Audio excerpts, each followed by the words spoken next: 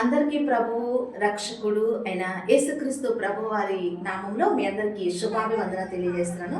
అందరూ బాగున్నారు కదా? మరి చాలా మందికి ఒక సందేహం ఉంటుంది, ఏంటంటే దేవుడు మాట్లాడతాడా అని. అవునా? మాట్లాడతాడు.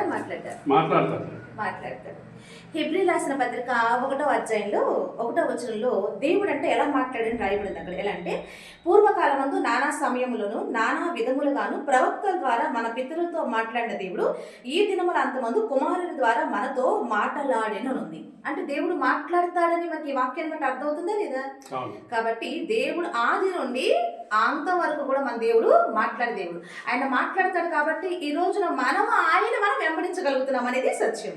అయితే అలా మన దేవుడు మాట్లాడే దేవుడు ఆ రోజున ప్రవక్తల ద్వారా కూడా మాట్లాడారన్నారు కదా. అయితే యెషయా అనే ఒక ప్రవక్త ద్వారా దేవుడు ఏం మాట్లాడారని ఒక విషయం మనం చూస్తే కనుక, యెషయా గ్రంథము 43వ అధ్యాయంలో 7వ వచనం చూస్తే కనుక, నా మహిమ నిమిత్తము నేను సృజించిన వారిని నా నామం పెట్టబడిన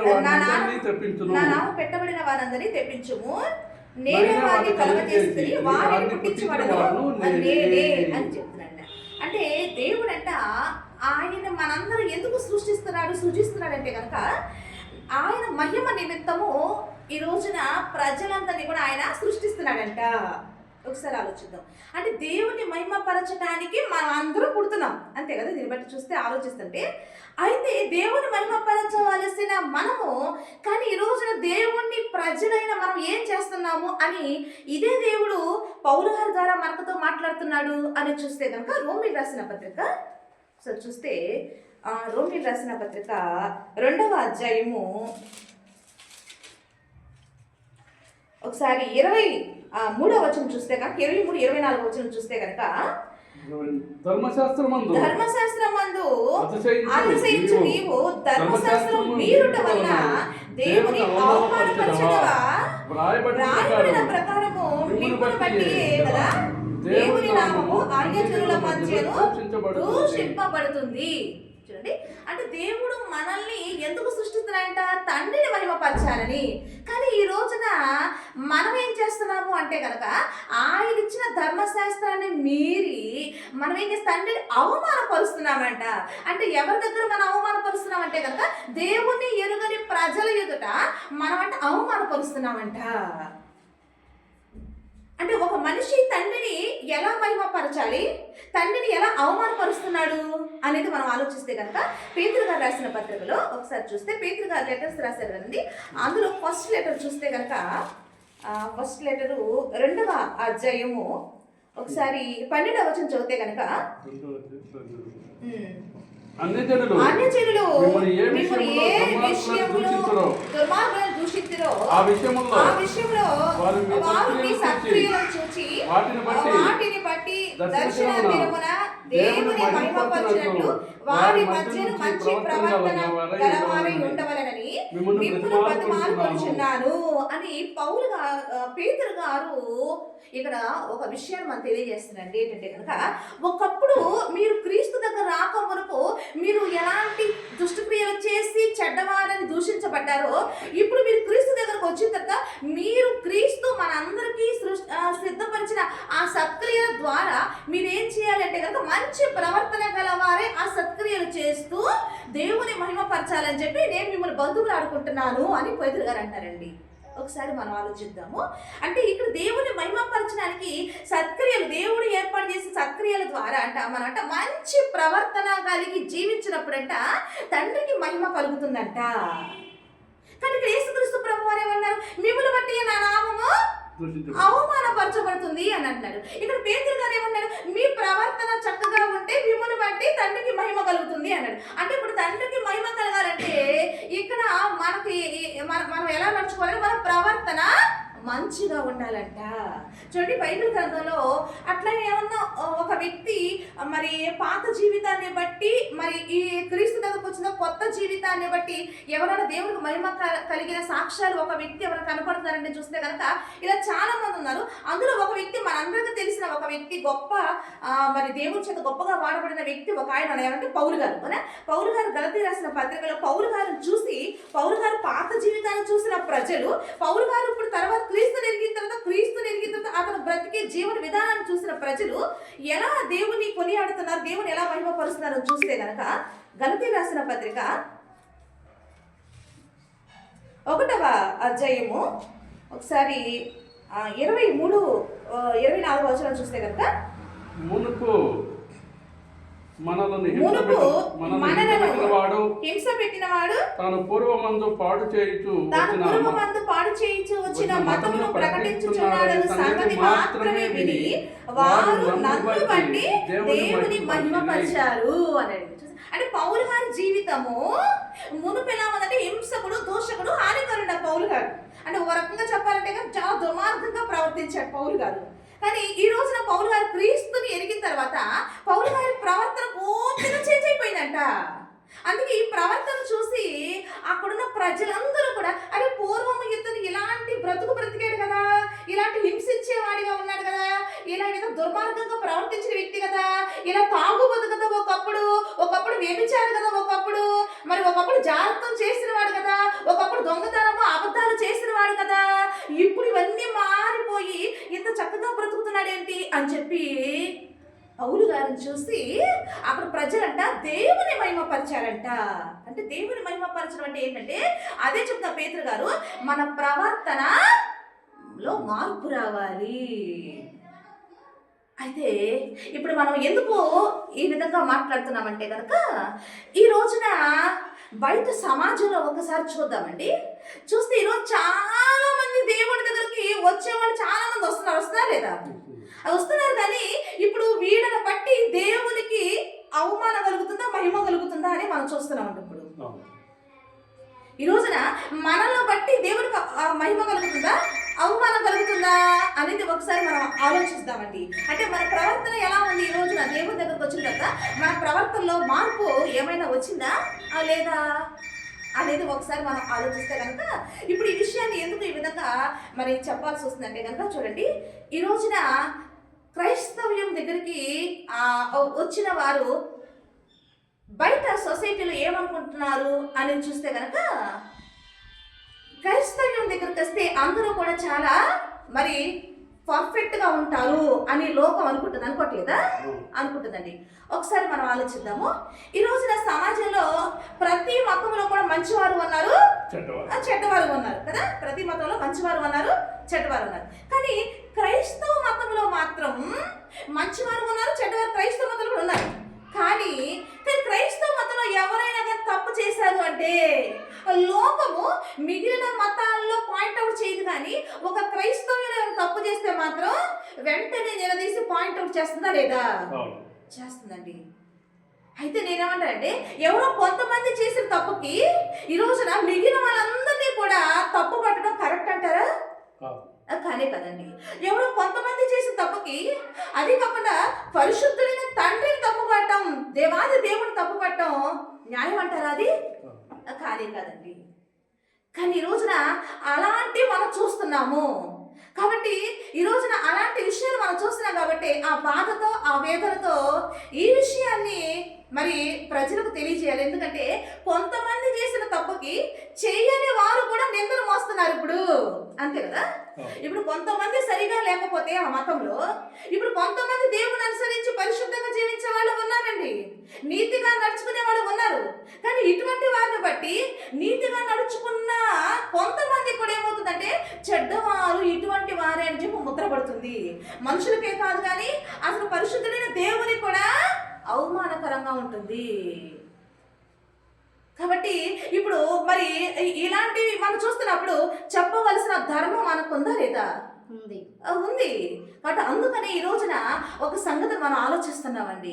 ఏంటని చూస్తే కనుక చూడండి, ఇప్పుడు మీడియా ఒకటి వచ్చింది, సోషల్ మీడియా, అవునా కదా. సోషల్ మీడియా వచ్చిన తర్వాత ఈ రోజున ఏదన్నప్పుడు మంచి విషయాలు సోషల్ మీడియాలో చెప్తున్నాం మనం చూస్తున్నాము, అదేవిధంగా చెడ్డ విషయాలు సోషల్ మీడియాలో ఉంటే చూస్తున్నాం, అదేవిధంగా అన్యాయం జరిగింది అని వచ్చి సోషల్ మీడియాలో కూడా మాట్లాడే వాళ్ళ మనం చూస్తున్నాము. ఒక్కసారి దీని గురించి ఆలోచిస్తే ఇలాంటివి చాలా చూస్తున్నామండి. అన్యాయం అనేది ప్రతి మతంలో కూడా అన్యాయం జరుగుతూ ఉంటాయి, ఇది కామన్, అవునా? అయితే క్రైస్తవ్యంలోకి వచ్చి ఈ విధంగా మీడియా ముందుకు వచ్చి నాకు అన్యాయం జరిగింది అని చెప్తే ఈ రోజున చుట్టూ చూసే వాళ్ళ సమాజము ఎంత భయంకరంగా క్రైస్తవ్యాన్ని దూషిస్తుందో చూసి ఆ వేదనతో ఈ రోజున కొన్ని మాటలు నేను తెలియజేస్తున్నానండి. ఏంటని చూస్తే కనుక చూడండి, ఒకసారి కొరింథీ రాసిన పత్రికలో పౌలు గారు ఏమంటున్నారో చూస్తే కనుక కొరింథీయులకు రాసిన పత్రిక ఫస్ట్ లెటర్ అండి,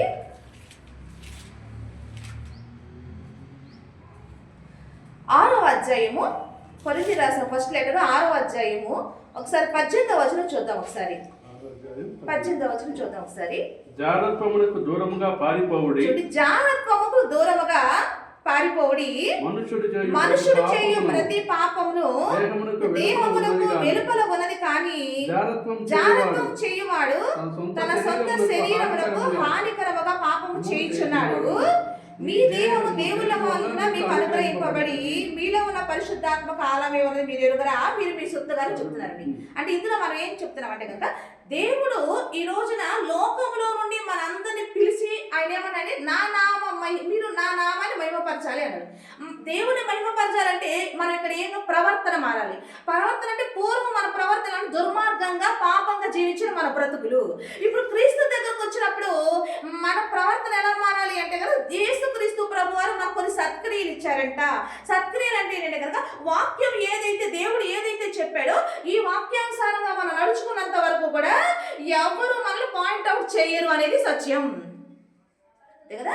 ఎవరు కూడా మనల్ని నిలదీసి పాయింట్అవుట్ చేయరు. ఎవరు కూడా మనం ఈ వాక్యానుసారం నడుచుకున్నంత వరకు కూడా మనం ఎక్కడ కూడా మనము మోసపోము, ఎవరితో కూడా మనము చెడ్డవారు అనే నింద అనేది మనం తెచ్చుకోమనేది సత్యం. అందుకే యేసుక్రీస్తు ప్రభువు వారు నా మాట ప్రకారం మీరు నడవండి అన్నారు. అయితే ఆయన మాటలు ఇక్కడ ఏముంది అంటే కనుక ఆయన మాటలో ఆయన ఇచ్చిన ఆ మాట ఏంటంటే జారత్వములకు దూరంగా పారిపోవుడి అంటున్నాడు ఆయన. ఇంతకీ జాగ్రత్త అంటే ఏంటి అనేది మనం ఆలోచిస్తే కనుక జాగ్రత్త అంటే ఏంటంటే కనుక జాగ్రత్తం వేరు, వ్యభిచారం వేరు, రకరకాలుగా ఉన్నాయి దేవుని దగ్గర. ఇది జాగ్రత్త అంటే ఏంటి అంటే కనుక పెళ్లి కాని వాళ్ళు మరి తొందరపడి శరీరానుసారంగా వాళ్ళు తప్పు చేస్తే దాన్ని జారత్వం అంటారు. ఇందులో పెళ్లి కాని పురుషుడు చేసినా పెళ్లి కాని స్త్రీ చేసినా ఎవరు చేసినా తప్పే. అందుకే పెళ్లి కాక ముందు ఇజ్రాయేల్ ప్రజల్లో కూడా అంటే దేవుడు ఏమన్నా ధర్మశాస్త్ర ప్రకారం ఇజ్రాయేల్ ప్రజలు ఎవరు కూడా తమ కన్యత్వాన్ని పోగొట్టుకోకూడదు, ఎవరు కూడా వేసిగా ఉండకూడదు అని చెప్పి ధర్మశాస్త్రంలో ఉందా లేదా మనకి, అవునా? అదేవిధంగా ఇక్కడ దేవాది దేవుడు మనకు తెలియజేసిన జారత్వం అనేది ఎవరు కూడా చేయకూడదు. కానీ ఈ రోజున దేవుడు చెప్పిన మాట ఇది. ఇప్పుడు దేవుని దగ్గరకు వచ్చిన తర్వాత ఒక సేవకుడైనా సరే, ఒక విశ్వాస అయినా సరే, పెళ్లి అయినా సరే, పెళ్లి కాకపోయినా సరే, ఇప్పుడు ఎదుటి వాళ్ళకి నువ్వు వేరే వాళ్ళని ఆశించి నువ్వు శారీరకంగా నువ్వు తప్పు చేస్తే నువ్వు ఆజ్ఞను అతిక్రమించావా లేదా?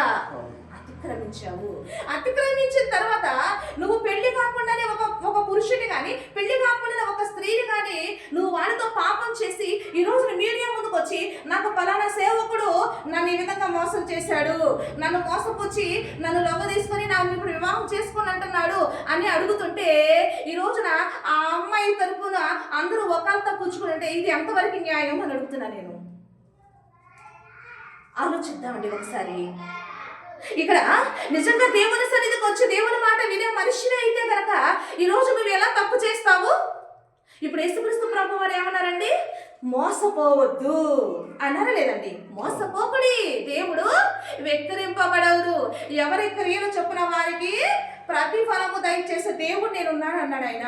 కాబట్టి దేవుని మందిరానికి వచ్చావంటే నువ్వేంటంటే నీతి మార్గంలో పరిశుద్ధ మార్గంలో నడవడానికి దేవుని సన్నిధికి నువ్వు వచ్చావు. కానీ దేవుని సన్నిధికి వస్తూనే నువ్వు ఎలా జాగ్రత్త చేశావు? చేసిన పాపము మళ్ళా నువ్వు దానికి ప్రాయశ్చిత్తం పడకుండా ఆ చేసిన పాపాన్ని మీడియా ముందుకు వచ్చి ఇదిగో నాకు అన్యాయం జరిగింది, ఒక సేవకుడు ఈ విధంగా నన్ను మోసం చేశాడని ఎలా చెప్తున్నావు? ఇలా చెప్తున్నప్పుడు నాకేమనిపించిందో తెలుసా? నాకేమనిపించింది అంటే కనుక సామెతల గ్రంథంలో ఒక మాట ఉంది. ఏంటంటే కనుక పాపం అంట ప్రజలకు అవమానం కలగజేస్తుంది అని ఉంది. కాబట్టి ఈ రోజున ఆజ్ఞను అతిక్రమించి దేవుని దృష్టిలో పాపం చేశారు మీరు. ఆ పాపం చేసిందని ఈ రోజున దేవుడు కప్పి పెట్టకుండా ఏం చేశాడో తెలుసా? ఈ రోజున ఇదిగో ప్రజలందరూ తీసుకొచ్చి ఒక రకంగా నేను అవమానం పాలు చేశాడనేది నేనైతే తెలియజేస్తున్నానండి. అవమానమే. పాపం వల్ల ప్రజలకు ఏం కలిగిందండి? అవమానం. ఈ రోజున పాపం చేసి సోషల్ మీడియా కిందకు వచ్చి నాకు ఇలా జరిగింది అంటే ఈ రోజున బయట సమాజం కూడా ఏమంటుందండి? ఏమంటున్నారు సమాజం? ఈరోజు క్రైస్తవ్యంలో ఉండి మీరు తప్పు చేస్తే ఈ రోజు మా పిల్లలు కూడా రేపు పొద్దున చర్చికి మేము ఎలా పంపించాలి అడుగుతున్నారా లేదా? చర్చికి వెళ్తే మీరు ఎలా చేస్తుంటే మా పిల్లల్ని మీరు ఎలా మంచి మార్గం నడిపించగలరని అడుగుతున్నారండి. చర్చికి రాలేకపోతున్నారు. వాళ్ళ వల్ల వీడు చేసిన తప్పుల వల్ల మంచిగా బ్రతుకుతున్న మనకి ఇబ్బందిగా ఉంటుంది, పరిశుద్ధుడైన తండ్రి కూడా అవమానకరంగా ఉంటుంది. అబ్బా తట్టుకోలేక ఈ రోజు నా వేదనతో ఈ మాట తెలియజేస్తున్నానండి. పైగా ఈ ఈ అమ్మాయి తరపున మరలా ఒకరితో పుచ్చుకొని పెద్ద పెద్ద బడాబడా సేవకులు వెనకాల ఒకరితో పుచ్చుకొని మాట్లాడుతున్నారండి. ఆ మాత్రం తెలియదా? వాక్యాన్ని అతిక్రమించిందని బుద్ధి చెప్పి సరి చేసుకోవాల్సిన తెలియదా? పాపం చేసింది పాపానికి ఈరోజు ప్రతిఫలం ప్రతి ఒక్కరు అనుభవించాల్సిందే. ఇప్పుడు లోకంలో ఉన్నప్పుడు పాపం చేసింది వేరు. ఎందుకంటే ఆ పాపం చేసే మనుషులు ఈ రోజు మనం పిలిచి ఆయన మందిరంలో పిలిచి మళ్ళీ ఏం చేస్తాడండి? ఈ రోజున పరిశుద్ధులుగా తీర్చిదిద్దుతున్నాడు. కానీ క్రీస్తు దగ్గరకు వచ్చి కూడా నువ్వు ఆజ్ఞను అతిక్రమించావంటే క్రీస్తు దగ్గరకు వచ్చి నువ్వేం నేర్చుకుంటున్నావు? క్రీస్తు దగ్గరకు వచ్చి సేవకుడిగా నువ్వు అసలు ఏం బోధిస్తున్నావు? ఈ రోజు సేవకుడిగా నువ్వేలా తప్పు చేస్తావు? ఈ రోజున మనం అడుగుతున్నామండి. ఒకటి అర్థమవుతుందంటే చెప్పనా? దేవుని దగ్గర ట్రైనింగ్ పొందిన వాళ్ళు ఎవరు కూడా తప్పు చేయరు. మనుషుల దగ్గర ట్రైనింగ్ పొందిన వాళ్ళు ఈ రోజు తప్పులు చేస్తున్నారనే విషయం నాకు అర్థమైందండి. నిజంగాండి. దేవుని చేత ట్రైనింగ్ పొందుకున్న వాళ్ళు యథార్థంగా పరిశుద్ధంగా నిలబడగలుగుతున్నారు అనేది నాకు అర్థమైంది. మనుషుల దగ్గర ట్రైనింగ్ చేసుకొని ఆత్మీయత లేకుండా ఈ రోజున సేవ అంటూ మనుషుల జ్ఞానాన్ని బట్టి ఈ రోజు సేవలోకి వస్తూ ఈ రోజున వాడు చేసే తప్పులు బట్టి ఈ రోజున దేవుని చేత వాడబడుతున్న నీతిమంతులకి అవమానకరంగా ఉంటుంది, దేవాది దేవుడు కూడా అవమానకరంగా ఉంటుందండి. అయితే ఈ రోజున క్రైస్తవ్యాన్ని అనేక నిందిస్తున్నారనే ఒక బాధతో ఈ రోజు నేను తెలియజేస్తుంది ఏంటంటే కనుక, దయచేసి ఈ రోజు ఒక విషయాన్ని మేము చెప్పాలనుకున్నాం సమాజానికి. ఏంటంటే కనుక మొదటి యోహాను పత్రికలో లెటర్స్ రాసిన మొదటి యోహాను పత్రికలో అసలు పాపము ఎవరు చేయరు అని చెప్తున్నాడంటే కనుక యోహాను రాసిన మొదటి పత్రిక 3వ అధ్యాయము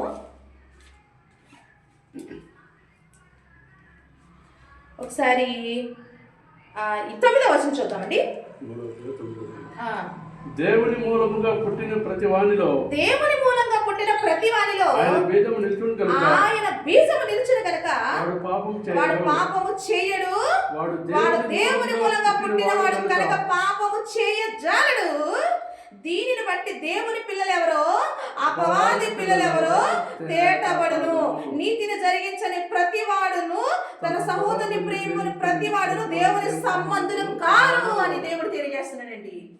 కాబట్టి ఈ రోజున సమాజానికి క్రైస్తవ రాయబారిగా క్రీస్తు దాసురాలుగా నేనేం తెలియజేస్తున్నానంటే కనుక ఈ రోజున క్రైస్తవులు ఎవరో చేసే తప్పుకి క్రైస్తవ్యాన్ని మొత్తాన్ని కూడా ఎవరు కూడా మరి మాటలతో అనకూడదని ప్రభు పేరిట వేడుకుంటున్నానండి. ఎందుకంటే పాపం చేసేవారు ఇక్కడ దేవుడు ఏం చెప్తున్నారంటే కనుక వాళ్ళు నా సంబంధి కాదు అని చెప్తున్నారండి. ఈరోజు ఒక సేవకుడు పాపం చేసినా సరే, ఒక విశ్వాసి పాపం చేసినా సరే, ఎవరైనా క్రైస్తవుడు ఎవరో పాపం చేసినప్పటికీ కూడా ఇక్కడ దేవుడు ఏం చేసేవాడు? దేవుని మూలంగా పుట్టినవాడు కానే కాదు, నా మూలంగా పుట్టినవాడు ఎవడు కూడా పాపము చేయడు, పాపము చేయజాలడు అని దేవాది దేవుడు తన వాక్యంలో మనకి రాయిస్తున్నాడండి. కాబట్టి ఈ రోజున ప్రతి మతంలో మంచివారు ఉన్నారు, చెడ్డవారు ఉన్నారు. ఆలోచించండి. అదేవిధంగా ఈ క్రైస్తవ్యంలో కూడా మంచివారు ఉన్నారు, మంచివారు అంటే దేవుని మూలంగా పుట్టిన వారే క్రైస్తవులు, వారే మంచివారు. దేవుని మూలంగా పుట్టని వారు కూడా క్రైస్తవులో ఉన్నారు. అటువంటి వాళ్ళు ఈ రోజున తప్పులు చేస్తున్నారు. కాబట్టి వారిని బట్టి ఈ రోజున క్రైస్తవ్యాన్ని ఎవరు నిందించదని వేడుకుంటున్నారండి. దేవుడు పరిశుద్ధుడు. ఆయన ఏమన్నా తెలుసా అండి? నేను పరిశుద్ధులైన ప్రకారము మీరు కూడా పరిశుద్ధులై ఉండాలి అన్నాడండి. కాబట్టి పాపులుగా ఉన్న మమ్మల్ని పిలిచి ఈ రోజున మాకు ట్రైనింగ్ ఇచ్చి మమ్మల్ని నీతి మార్గంలో నడిపిస్తూ ఈ రోజున ఆయన పరిశుద్ధతలను మమ్మల్ని తీర్చిదిద్ది ఈ రోజున సమాజాన్ని మార్చడానికి ఒక మాదిరిగా ఆయన చూపించాడు. ఈ రోజున సమాజాన్ని మంచి మార్గం నడిపించి ఒక మాదిరిగా ఆ రోజు అపోస్తలులు పంపించాడు. ఈ రోజున ఆయన కూడా కొంతమంది తర్ఫీదిచ్చి పంపిస్తున్నాయండి. అలా నన్ను కూడా దేవుడు తర్ఫీదిచ్చి సమాజానికి ఈ మాట చెప్పమంటే ఇదిగో ఈ సమాజానికి ఈ మాట చెప్తున్నానండి. దయచేసి అందరూ ఇటు ఏ మతంలో ఉన్నవారైనా సరే అర్థం చేసుకొని పాపం చేసేవారిని వారి కొరకు మేము ప్రార్థన చేసిన వారిని తృణీకరించాలని కాదండి. వాళ్ళు కూడా మనుషులే, అందరూ రక్షించబడాలి. వాళ్ళకి ఏంటంటే వాక్యం మీద అవగాహన లేదు, దేవుని వాక్యం అంటే ఏంటో తెలియదు. దేవుని దగ్గరకు వచ్చి వాళ్ళు ఏం నేర్చుకున్నది, ఎందుకంటే బైబిల్ అనేది మహాజ్ఞాన గ్రంథం. ఈ జ్ఞానం అనేది దేవుడు ఇస్తే కానీ ఎవరికి రాదు. అందుకే దేవుని దగ్గర ట్రైనింగ్ అయిన వాళ్ళు జ్ఞానాన్ని బోధించగలరు. మనుషుల దగ్గర ట్రైనింగ్ అయిన వాళ్ళు జ్ఞానాన్ని బోధించలేరనే సత్యాన్ని నేను తెలుసుకొని అనుభవంతో ఆ సాక్ష్యం ఇస్తూ ఈ మాటలు మీకు తెలియజేస్తున్నానండి. కాబట్టి ఆలోచిద్దాం. దేవుడు అందరినీ ప్రేమిస్తున్నాడు. పాపం చేసేవారు తమ పాపాన్ని విడిచిపెట్టి, ఇప్పుడు పాపం జరిగిన అమ్మాయి సోషల్ మీడియా ముందుకు రావటం కాదు, కానీ నువ్వు చేసిన పాపాన్ని పశ్చాత్తాపడి దేవుని మందిరంలోకి వెళ్ళి పశ్చాత్తాపడి, ప్రభా నేను జాగ్రత్త చేసి తప్పు చేశాను, మోసపోయాను. నేను ఎందుకు మోసపోయానంటే మనుషుల మాట విని మోసపోయాను. నీ మాట వింటే నేను మోసపోయేదాన్ని కదా. నీ మాట ఏంటంటే జాగ్రత్త దూరంగా పారిపోని నీ మాట. ఆ మాట నేను విన్నట్టయితే ఈ రోజు మనిషి చేతిలో నేను మోసపోయేదాన్ని కాదు. కాబట్టి తప్పు చేశానని చెప్పి నువ్వు దేవుడి ఎదుట మోకరించి నువ్వు ప్రార్థన చేయి. నీ పాపానికి ఆయన క్షమాపణ ఇచ్చి నీకు ఆయన మంచి జీవితం ఇస్తాడు. ఈరోజు సోషల్ మీడియాలోకి వస్తే అది నీకు అవమానమే తప్పితే నీకు జీవితం ఏమీ కూడా మంచి జీవితం ఎవరికి వాళ్ళు నిన్ను అడ్డం పెట్టుకొని వ్యూస్ సంపాదించుకున్నారు తప్పితే నీకు మేలు జరిగేదంటూ ఏమీ లేదు. ఎవరికైనా మేలు చేయడం ఒక్క దేవుడే. అట దేవుని ఆశ్రయించమని నా మాటగా సహోదరికి తెలియజేస్తూ ఈ మాటలు ముగిస్తున్నాను. దేవుని మహిమ కలుగును గాక. ఆమేన్.